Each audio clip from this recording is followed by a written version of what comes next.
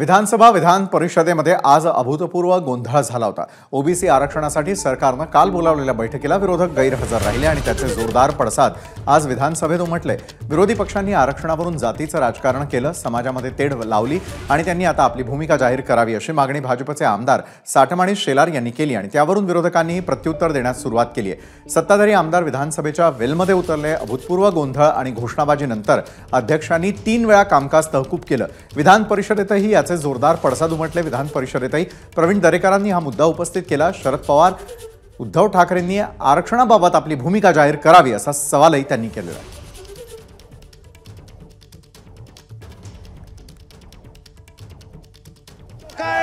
यांच्या मनामध्ये मराठा आणि ओबीसी यांना झुलवत ठेवायचं, यांच्यामध्ये अध्यक्षमध्ये एक प्रॉब्लेम तयार करायचा, महाराष्ट्रामधलं वातावरण खराब करायचं, दूषित करायचं आणि त्यावर आपल्या पोळ्या शेकायच्या, एवढंच काम विरोधी पक्ष नेते अध्यक्षमध्ये करतायत। काम हे लोक सगळे करतायत अध्यक्षमध्ये। म्हणून अध्यक्षमध्ये यांची भूमिका नेमकी काय? याला स्वतंत्र आरक्षण पाहिजे की याला ओबीसीतून आरक्षण पाहिजे? यांनी जाहीर करावं अध्यक्षमध्ये।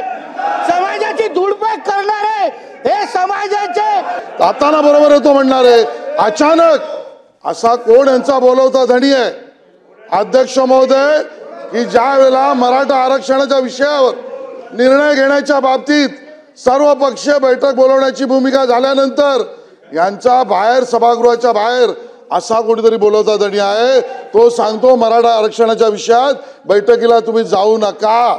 मराठा आणि वर्सेस ओबीसी असा वाद महाराष्ट्रामध्ये धुमसवण्याला कारण महायुतीचं सरकार आहे हे आता लपून राहिलेलं नाही। यांना दोनही समाजाच्या आरक्षणाच्या संदर्भात दोनही समाजाला